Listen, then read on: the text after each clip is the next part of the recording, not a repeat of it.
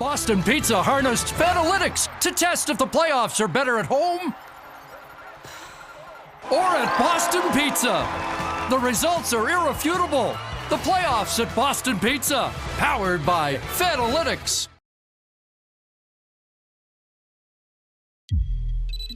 Welcome into Daily Faceoff Live, your go-to source for everything hockey. Live every weekday at noon Eastern.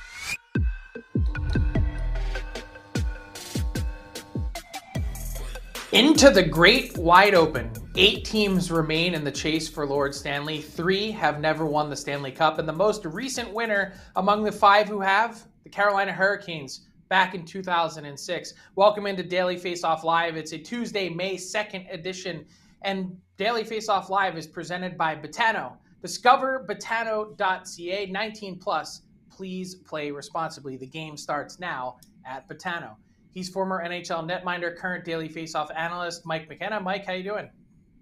Man, I'm great. Excited to put a bow on round 1 and get on to round 2 here, Frank. Pretty exciting game last night between the Devils and Rangers to finish off the first round. Was it exciting? I don't know. I mean, the atmosphere was exciting. Well, it's exciting if you're a Devils fan, man. If you're in the building, do you see that? Woo-hoo! The game itself was lacking a little bit at times. Which I found this entire Hudson River rivalry, aside from the fan engagement, to be lacking at times in action. Let's throw 2 minutes and 30 seconds up on the clock, and let's wrap up Game 7. The New Jersey Devils blanking the New York Rangers by a 4-0 score. Akira Schmid gets the shutout. What a story he was for the Devils. We'll cover the round 2 matchups in net for all 8 teams in the blue paint coming up in a bit. But first, what do you make of New Jersey outlasting a New York team that really had so much more to play for? The Devils have arrived. Are they ready to take the next step in round 2?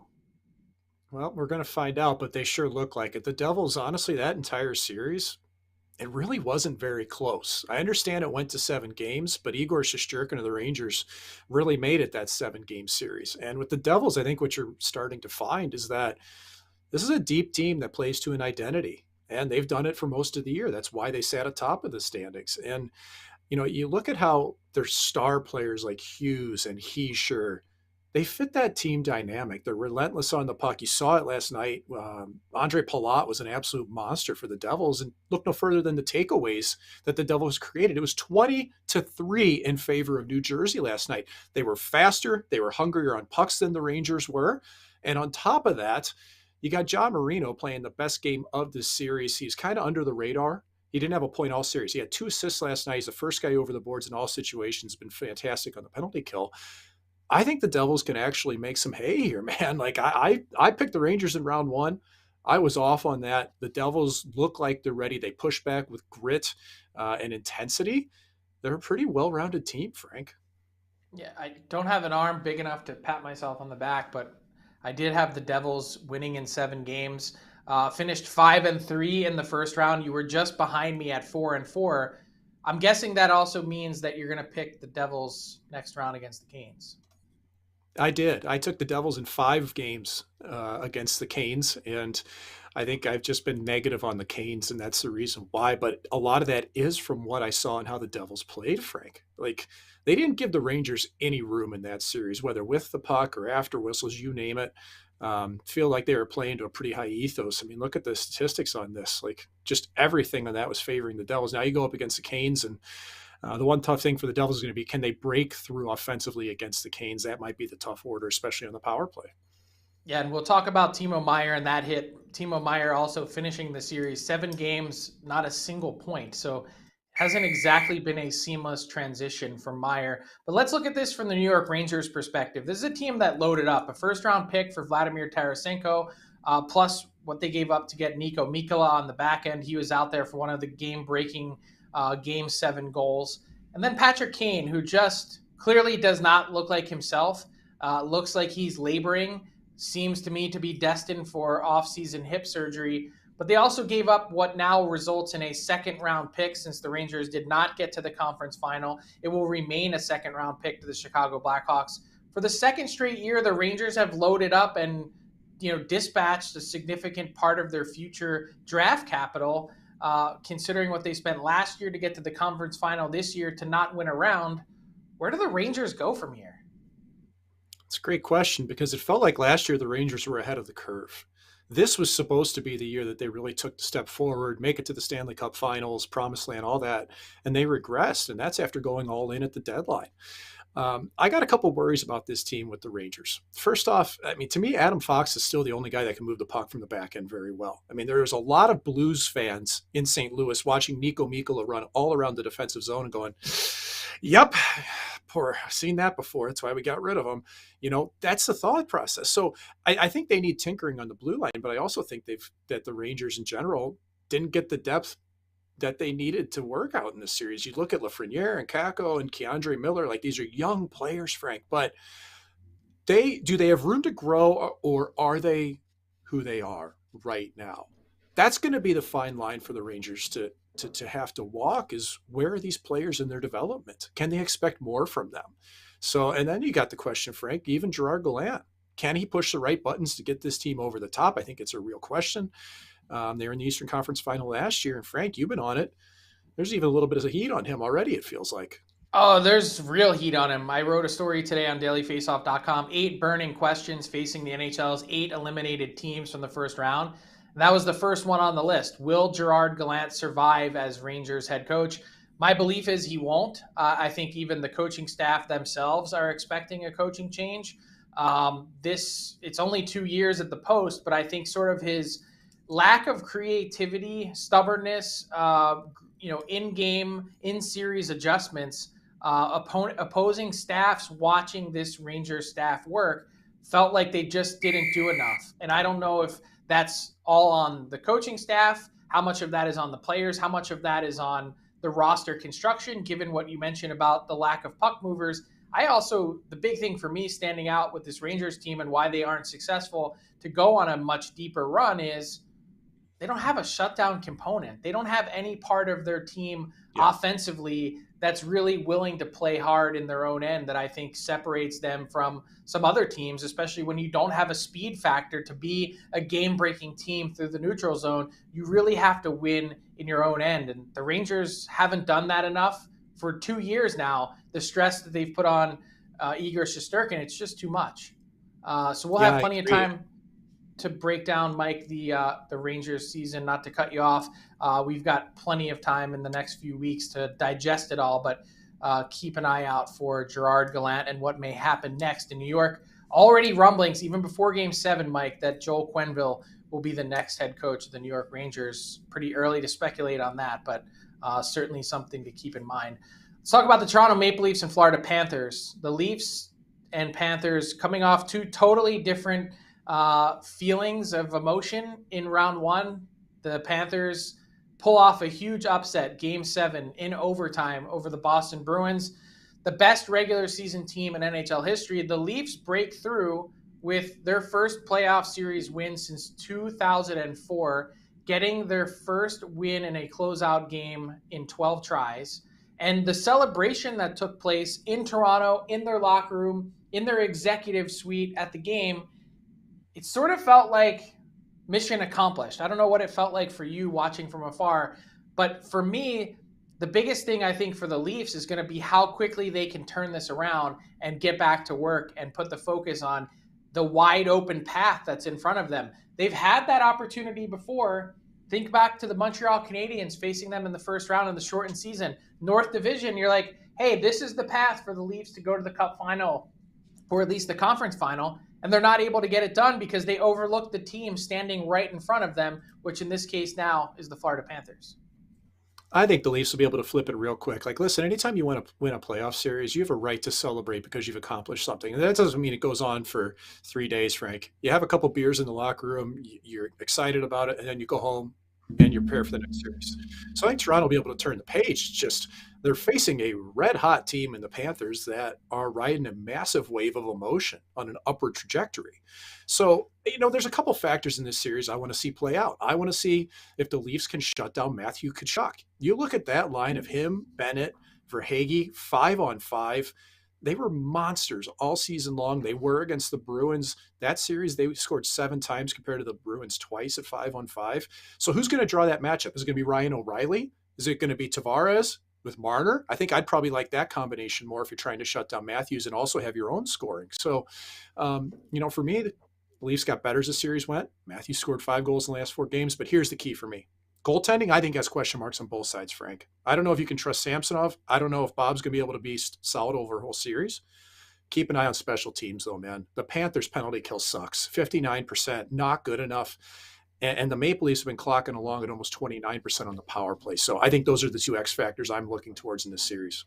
Some surprising news on the goaltending front. Alex Lyon was the first goalie off today for the Florida Panthers at their morning skate. So that could be an indication that Lyon is the guy starting game 1, which is fascinating because Bobrovsky closed out the series really quite well for the Florida Panthers, did he not? Yeah, I thought so, especially in game 7. And Bobrovsky won 3 straight games. So, not to read too far into anything here, but it almost makes you wonder what's the health level, right? So I guess we'll see. Lyon was admirable. He went 1-2 in the first 3 games of that series against Boston. Who you got winning the series? I got Toronto, 7 In games. What? All right, I got Toronto in 6. I think the Leafs are going to find a way. It's a very similar stylistic matchup, I think. Tampa Bay to Florida. Both teams work hard, pressure, all those different types of things. It's not going to be a huge change. And I just can't think of one way in which the Florida Panthers have an advantage over the Leafs. If anything, the goaltending's a wash, if not a slight Toronto advantage. The defense core, I still give Toronto the edge if it's not a wash. And I think up front, certainly from a high skill perspective, Toronto takes the cake. So Florida's going to have to work for their advantages, and they may be able to create one by planting a seed of doubt with a game 1 win, although that certainly didn't faze the Toronto Maple Leafs getting their doors blown off last round against the Tampa Bay Lightning in game 1. Let's talk about the Seattle Kraken, a team that basically everyone counted out in the last round. They now travel to Dallas. I think they have a totally different feel and vibe heading into this series. No one is going to be taking them for granted anymore, Mike. But more to the point, I think in some ways facing this Dallas team that is really playoff ready, and you look at the holes in the Avs lineup, not just for injury, but what they were missing last season and also personal reasons for Valeri Nichushkin, that especially if the Dallas Stars are getting Joe Pavelski back, they're going to have their hands full with the Dallas Stars. They really are. And that's part of it, is not just the health, but the overall play. I mean, we know the Kraken do everything by committee, and you look at how strong even Yanni Gourde was in the series against the Colorado Avalanche. Really came to life. You can see why he was so important with the Tampa Bay Lightning, the 6 points that he posted and the grit that he has. But if you're playing without Jared McCann, top scorer, without Burakovsky, also major component of the offense for the Kraken, can they continue to score by committee against a Dallas team that, frankly, is really strong? 1, defensively, but 2, they play fast, and 3, they have really good goaltending in Jake Ottinger. And Ottinger's gotten better over the course of the series. So we have to remember that Colorado wasn't the same Colorado that won the Stanley Cup. They're missing Landeskog, Manson, Cogliano, Nichushkin, Helm. I mean, even Kale McCarr for a game. I'm keeping my eyes in this series, not so much on the Stars' top line of Hintz, Robertson, and maybe Pavelski if he's back, as much as I'm watching Miro Heiskanen. I think he's been the catalyst for this Stars team. Underrated. People may not appreciate the value of him. 6 points in 6 Stanley Cup games so far this season. And he's plays every situation. He's leading the team in plus minus. Like, that mobile decor is what you need. I think that might be add Stars, even though Seattle does have a pretty strong back end as well. So I think this is going to be a better series than people realize.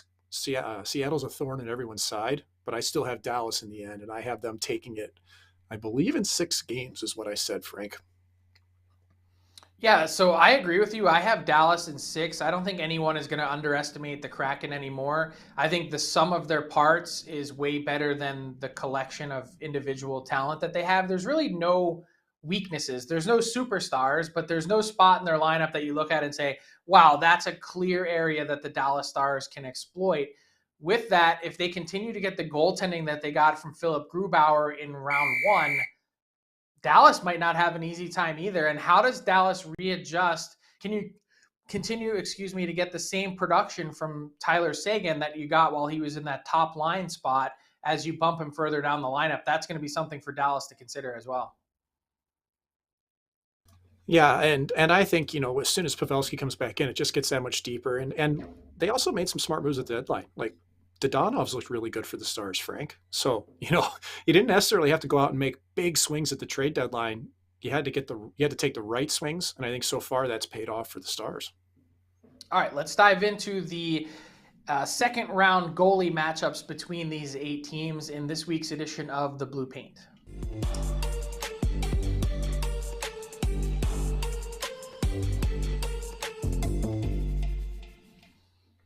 The Blue Paint this week is brought to you by Boston Pizza and powered by their new Fanalytics menu. Deep fried pickle wedges, pizza flights, beer mosas, just about everything you could want in a place to watch all the Stanley Cup playoff action. Head over to your local BPs for the new Fanalytics menu. Mike McKenna, time to dive into the 8 second round goalie matchups. And when you look at this, or I should say 4, when you take a look at the way these series are positioned. We just touched on Philip Grubauer and the Seattle Kraken. Can he outduel Jake Ottinger in this series? Is there any chance of that? Because I look at Jake Ottinger and I say, on a list of maybe 5 true difference makers that exist in the second round, Jake Ottinger is one for the Dallas Stars for me. Jake Ottinger is the reason why I picked the Dallas Stars to get out of the Eastern Conference and challenge for the Stanley Cup. I had him winning the Stanley Cup, okay? And I thought it was going to be Georgiev against Ottinger eventually. We're not seeing that. We're seeing Grubauer against Ottinger. Here's the thing for Grubauer. His first round series against Colorado was excellent. .926 save percentage, far ahead of the .895 save percentage he had in the regular season. But Grubauer played pretty well down the stretch for the Kraken. Made a lot of saves at the end of games to keep the team ahead. And I think even against Dallas this year, Grubauer played well. He had a .919 save percentage, has a .919 save percentage career against Dallas, but even though he's 2-4-3 against them lifetime. So I do think, though, that Grubauer was better against the Avalanche because he had course knowledge. That's his old team. But the Kraken also played really well defensively. They allowed 11 or less high-danger chances in 5 of 7 games in that series. So I think Grubauer, I don't know if he can outplay Ottinger, but I think he can keep pace with him better than most people expect because Ottinger's, he's been top across the board, man. You look at how much better he gets in a series too, Frank. Like the first 3 games of the series against Minnesota, he allowed 10 goals. Final 3 games, he allowed just 3. And he did the same thing the previous year against the Calgary Flames. This is a really intelligent goaltender in Ottinger that gets better over the course of the series. He's 2-0-1 against Seattle in regulation, 4-1-1 career, 2-0-1 this year. But his .884 save percentage on Ottinger makes me a little bit nervous. Seattle can really turn it up when they need to 5-on-5. All right, let's talk about the Vegas Golden Knights and the Edmonton Oilers. Laurent Brossoit able to get through round 1 against his former team in the Winnipeg Jets, but totally different matchup this time around in terms of firepower. He's going to have his hands full with Connor McDavid and Leon Draisaitl and company, especially without really the same sort of shutdown component that the LA Kings had to their game. Can Brossoit slow down or stop McDavid and Draisaitl? That's a great question, and that's the big one, right? Here's the thing. Here's how you can give some hope for Vegas Golden Knights fans. Not that they need a ton. Vegas has been good, but Brossoit has a .922 save percentage against his former team, the Edmonton Oilers. So there's a little bit for you. He had a .915 save percentage in the last series against Winnipeg, who was outmanned against the Golden Knights. But I think there's been progression to Brossoit's game even this year. He has better hip mobility after offseason surgery. I think he's been more vertically active. He's cut down on high goals under the bar, and he's played a lot of games. He played 23 games in the American League this year, 5 in the NHL. That's the most he's played in a season since 2018-19. So he's in a rhythm. Can he shut down the power play of the Oilers? That's the big question. I don't know if Brossoit has the lateral mobility to get there and get his hands on pucks up high. And I think the Golden Knights are going to hurt if they're missing Braden McNabb for any of the series on D. It remains to be seen whether he plays. But on the flip side, you look at Skinner, and Skinner's likely the goalie, I think, for the Oilers from here on out. Even though Jack Campbell hopped in the cage and played well in a relief effort, I have questions about Skinner. .890 save percentage against the Kings. He looked sluggish and indecisive at times. But this year against Vegas, he was 2-0-1. Problem is that his numbers against Vegas, a 3.59-878. Those were some of Skinner's worst numbers statistically this season. So, Frank, I think this one's kind of it's an interesting matchup because Brossoit and Skinner, to me, these guys both have a lot to prove, Frank. And I think whichever goaltender turns into better performance is likely to get out of the series. Yeah, it's interesting. You will look at the season series, a couple 7-4 games, it's bound to lead to some ugly numbers. Let's talk about the Toronto Maple Leafs and the Florida Panthers. You were just talking about the potentiality of Alex Lyon starting game one, which would be a bit of a surprise over Sergei Bobrovsky, injury news potential notwithstanding. So whoever it is in the Florida Panthers net against Ilya Samsonov, who really played a fantastic game six for the Toronto Maple Leafs and settled a lot of the fears that you had after that game five performance. When you look at Samsonov against the Panthers netminders as a collective, who has the edge? It's tough for me to say because Samsonov, you don't know what you're getting. Like, he's not a crisp goaltender. He can be impatient and drop early, but then he can completely flip it around and play the game of his life in game series 6 to close it out against the Lightning. So that's just what you get with Ilya Samsonov, is inconsistency. So I'm not sure if he can hold on to it, if he can play as well as he did against Florida this season in the regular portion of it. I think that the Leafs are in good shape. He was 2-0-1 against Florida, including his last start of the season was a 45 for 46 shot affair down in Florida. Pretty unbelievable. And I like that Samsonov's also been strong in overtime this year. He stopped all 10 shots. So when the chips were down, Samsonov got it done. I'm going to ride on that, even though I still have reservations about him. And with the Panthers, though, the surprising part is I did not expect Lyon to be in the mix at all. I figured it was Bob's net from here on out, the $10 million man. Won 3 straight games for the Cats, played really well in game 7.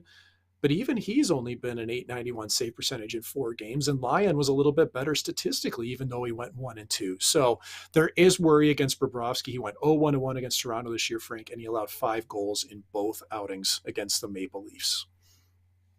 Interesting. Yeah, Alex Lyon, definitely a little bit surprised to see him in net for the Florida Panthers if that is the choice for game one. That goalie battle is going to be interesting, but perhaps not as interesting as the one in Carolina. Antti Ranta and Frederik Andersen as a collective against what appears to be Akira Schmid's net, and why not after shutting out the New York Rangers in game 7. Schmid's been one of the stories of the playoffs, but given his sort of lack of experience, I know you could point to his numbers in the regular season and say, hey, they were just as good in the regular season as they've been in the postseason. He's the guy. Does that give them an edge over the Canes, though? I don't think goaltending is going to be the reason why this series is won or lost. I honestly don't think it matters who plays goalie for the Canes right now, and it didn't in the first round. I think that Andersen and Ranta are pretty much interchangeable, Frank. Like, these two guys have both been clipping along a .905, .910 save percentage for most of the season. I think for Schmid, his bump for the Devils against the Rangers was real in that the Rangers hadn't seen this 6'5" imposing goaltender in the crease previously for the Devils. And I think he freaked him out a bit, man. Like, the Rangers couldn't hit the net on the guy. And the only game that they managed to put any pucks into the upper half of the net, they won in game 5. So I think the Hurricanes are going to scout that pretty heavy. I think Schmid's obviously done a great job. And he is a big goaltender capable of making athletic saves with his hands. That's a rare combo. But this series, despite going into it thinking Schmid's been a big reason for the Devils, and he was, I really don't think goaltending is going to matter much. I think it comes down to which one of these teams can break through and be able to beat the defensive pressure that they put on one another. Which one of these teams is going to win what should be an absolute track meet in the Eastern Conference second round? Thanks to Mike McKenna for this week's edition of The Blue Paint, powered by Boston Pizza's new Fanalytics menu.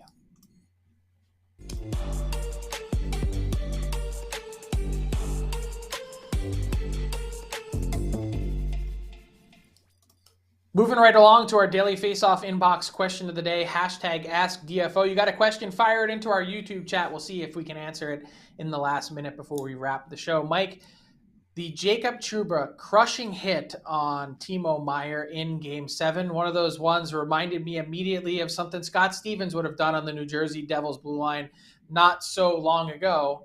My question to you is this, and one that I posed on Twitter. We know that this hit is legal and clean according to the NHL rulebook. My question is, with all the changes that we now know about in terms of head trauma realities, and also you see in other sports, the NFL, you can't hit a defenseless receiver. To play hockey, you actually have to look down at the puck in order to get it where it's going occasionally. Should this hit still be legal? I'm so torn. My head says no because I know what this can do to players and what it's done to my friends, Frank.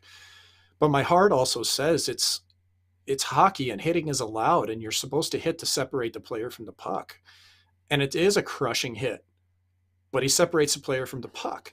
So I'm so split. I think my head says that these type of hits really shouldn't be allowed because we know the damage that they can cause. But then again, if you look at the handshake line, Trouba and Meier are both standing there shaking hands with one another. And I think Meier accepted his fate for having his head down while carrying the puck. So it's a really wish-wash answer, Frank. I don't know how you can legislate it out when checking is allowed, but I would like to see the head contact taken out of the game. Of course you could take it out. Can't hit a defenseless player like that. Someone that has their head down, you can't do it. I guess my question is to what from end? Keeping their head down at all the time, though. It's a fast game. You know that too. So I don't know. But to what end, I guess, is my question. Like, so what is the advantage to keeping that hit in the game? There is none. Because fans like violence? Yeah, exactly, man. It's a blood sport. I mean, why is fighting never going to leave the game, Frank? Because but just look at the poll. More people than not are saying they don't want to see this anymore. Almost 54%. Yeah. They're saying we're tired of seeing players have their brains scrambled. It's preventing new kids from coming in. It's preventing parents from wanting their kids to play the sport. It just seems unnecessary. And look, no snowflake here. Like I get the violence and the hard edge to the game. It's why we love it. But we know too much now to allow this to continue. And by the way, total complete aside, I thought it was absolutely disgusting that Timo Meier was on the bench and in uniform after that hit. That is an automatic concussion. You can see the way that he clutched his head immediately. There's all the telltale signs. You cannot tell me for millions of dollars that in the 5 minutes or 7 minutes since that hit took place that you ruled that he doesn't have a concussion. No chance on earth. Let's get to he should have been shut down for the game. I agree. I don't care that they're winning the game or not. Get yourself in a suit, take a shower, and leave and go home. Let's get to our daily face-off, Betano daily bets. Tyler Remchuk, what do you got? I got a couple of plays tonight. Frank, round 2, I will say I'm going to miss the days of 4 NHL playoff games. The first round is just awesome from every angle. But 2 plays tonight because we got 2 games on tap. So let's dig into it courtesy of Betano. The game starts now with Betano.ca, and I am riding with the over tonight between Florida and Toronto. The line is set at 6.5, but hey, I'm looking right now, Frank. I got them up on my screen. Last game, Game 7, Panthers Bruins, over. Game 6, over. Game 5, over. Game 4, over.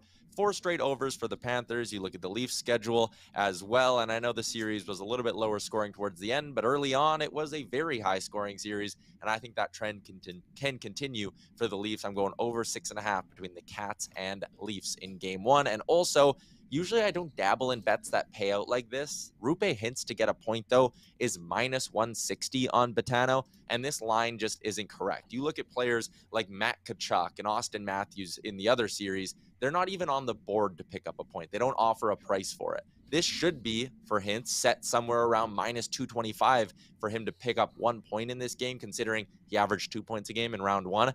It's not great value, but I feel like it's a great spot. Rupe Hintz to grab a point at minus 160 is my second play, Frank. Way to go, Tyler. Can't wait to watch that. Like the value on Rupe Hintz. Maybe one of the MVPs of round 1 certainly would be in that discussion. Let's get to Mike McKenna to close out today's show quickly with garbage time. What's caught your attention, Mike? It's just pretty amazing for me to see that Boston and New York Rangers, 2 teams that went all in at the trade deadline. Even Tampa giving up 5 draft picks for Tanner Jeannot, even though it's a longer play. They're both out. And Frank, teams that largely stood pat or just added small pieces to the puzzle, like the Stars, like the Golden Knights, go down the list. They're still in it. All the hopes on all those all-in teams, it's all on the Toronto Maple Leafs, Frank, because they're the one team left that really shook up their roster at the trade deadline. I can't help but agree. Statistically, the teams that swing biggest tend to not go on the deepest runs. And interesting to point out from the Tampa Bay perspective, some news today, Tanner Jeannot played through that first round series with a high ankle sprain. So lots of that injury news from round 1 beginning to seep out. Mike, that'll do it for today's edition of Daily Faceoff Live. We'll be back 12 noon Eastern on Wednesday to recap the first night of round 2. Enjoy it, everyone. Thanks for tuning in to Daily Face-Off Live. Make sure you hit the subscribe button to never miss an episode.